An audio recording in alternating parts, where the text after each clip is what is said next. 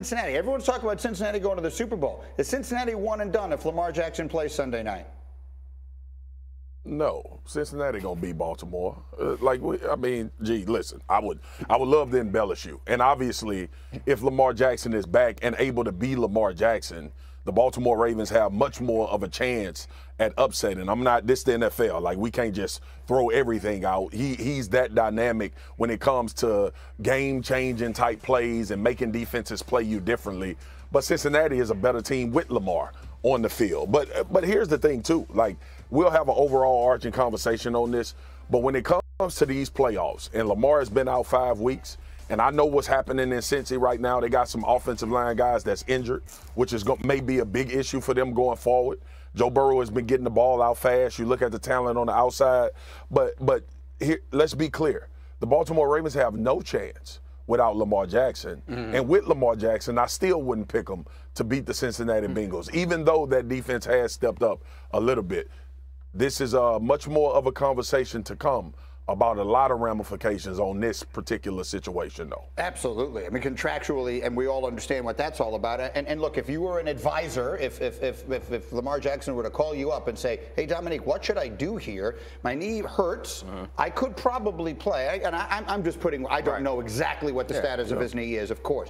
What would you tell him? I mean, if there's any possibility that he could go out there and be a lesser version of himself, I don't think it's a smart thing to do. One, because this team does not have legitimate championship potential, I think, and two, because it's going to be used against him in negotiations. Right now, his value's probably gone up since he's sat down. If he could come back and have a vintage Lamar Jackson game and remind everybody how valuable he is, that'd be great. If he comes back and has a mediocre game because he's doing it for the team, like, yes, it's a beautiful sentiment, but that's going to hurt him. We see it happen time and time again. Yeah, I think the best argument for him is what they've done the last 5 games without him. 16 points, 3, 17, 13, 16, and they've gone 2 and 3 without him. So I think he has cemented his value to this organization, and it's just a matter of time, in my opinion, until they get something done. And clearly, they have no chance without him. I mean, I've been saying all along, I think that the most interesting storyline of the offseason is what winds up happening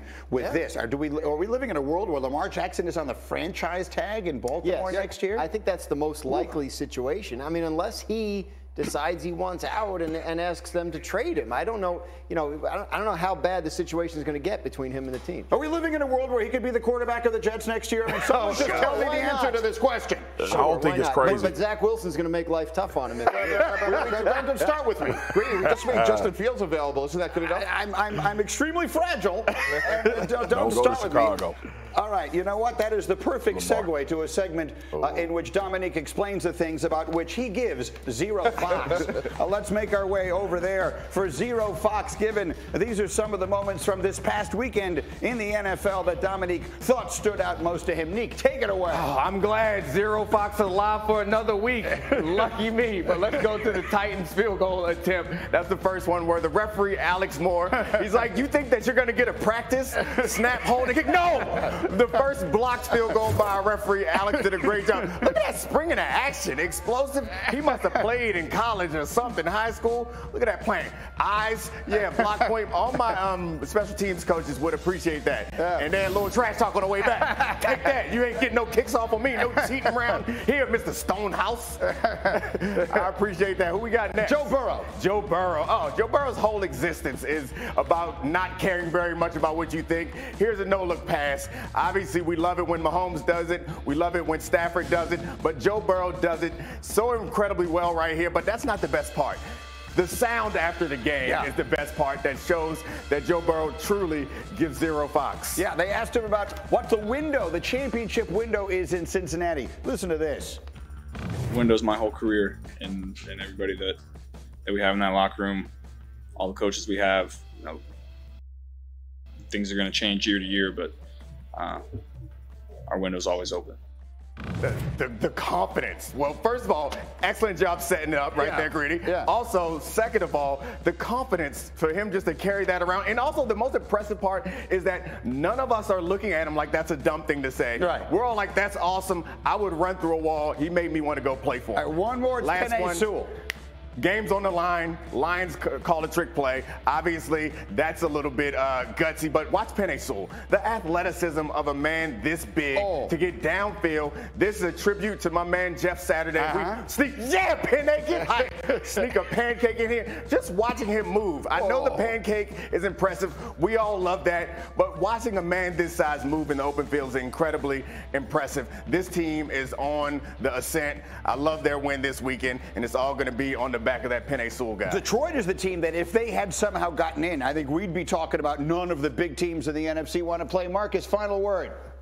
I love it. That's a beautiful zero Fox given. I get scared every time I'm going to say it because I'm country and I might say the wrong thing. But, hey, Foxy, what's up, baby? that Joe Burrow sound, I think what you said about us believing it, dude, Cincinnati got to feel good. With Mahomes and all them other dudes, you got that guy. That's a good feeling, buddy. In a white turtleneck looking like he got an R&B album coming out soon. I love him. I want to play for Joe Burrow if I had a couple snaps left. All right, we are just getting this thing rolling. Coming up, we're going back to L.A. Are we just seeing the start of the dynasty in Georgia? Has the torch been passed from Saban to Smart? We'll get the answers to those questions from the man who knows them. Paul Feinbaum is up early, and he's ready to go next.